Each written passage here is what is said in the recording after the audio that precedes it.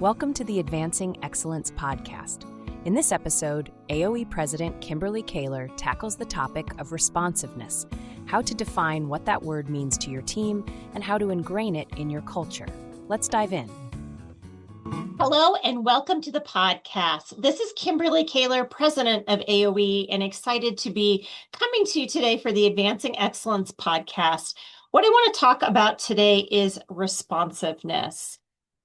Our culture at AOE is to be incredibly responsive. Since I started the company in 2001, it's actually been one of our hallmarks of success. It's something that we hear back from clients that they really value how responsive we are. But I want to talk a little bit about what that looks like and what that means, and the key necessity of actually defining responsiveness. So for us, being responsive means actually responding. Now, I know that sounds silly, but what I have learned over time is in many instances, when people don't respond to something, it's because they don't have all the answers, or they're waiting till they have another piece of information, or they're waiting till they have a little bit more time, and then it can actually create a more thorough response, especially when we're talking about emails. So at AOE, we have had a culture and actually a defined best practice for several years that if you get an email from a team member or from a client, you need to respond to that ideally within about 6 hours. And if you get it after 3 o'clock in your time zone, we encourage you to actually have a response by 10 a.m. the next day. Now, what does a response look like?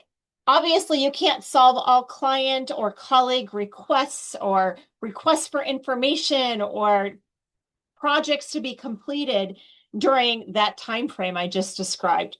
But what you can do is acknowledge, hey, I've received the email. This is what I know. This is what I'm working on. This is when you will hear back from me. And we think it actually has really helped quite a bit in terms of communication. Think of the number of times that you actually are stuck because you're waiting for a response. You're waiting for someone to get back from you. You're not really sure when you're going to get things. And oftentimes when you ask about it, you'll find out that it's because they're waiting for another piece of information or until they have more time or have all the answers. So responding and at least being in touch and letting them know where a project stands really has been helpful to our culture. And again, it's something that our clients very much treasure. The other thing to talk about is just now that we have 5 generations in the workforce, one of the things we are noticing with the younger generation, and again, please know that I'm making a generalization here. So you may be under the age of 35, for example, and not fall under this demographic that I'm about to describe. We find a less reliancy on email. So maybe just it's not in the nature to respond to emails as quickly. See the email, but actually sit on it or find another way of communication. That actually has been a little bit of a stumbling block that we've had to work through to make sure that our younger people understand that, you know, you need to still respond to emails. Yeah, maybe you grew up texting instead or calling. And of course, those can be appropriate too. But making sure that the responses do occur in an email fashion if the response actually came to you in an email. So again, gross generalization there, but we have found it to be true. Just, dependency on what type of mode or what type of communication, our different team members are using. The key to all of this, the key to being responsive is to be very open in terms of what expectations are. And as mentioned, really being clear about defining what do you mean by being responsive? So if one of your core values is to be responsive, to be agile, to make sure that you are listening to your client and customer needs and to your colleagues, to your team members, take it a next step and actually define what you mean by that. So everybody's working from the same playbook.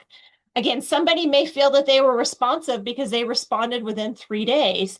And maybe that is fine in the nature of the work that you do.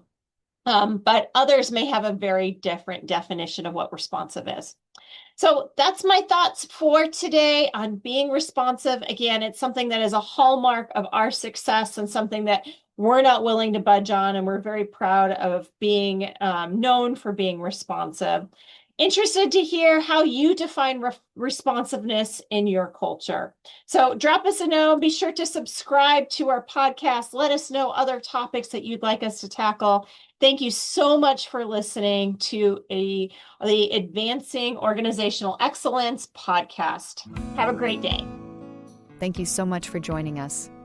We hope this session provides value, and we hope you will join us for our next podcast.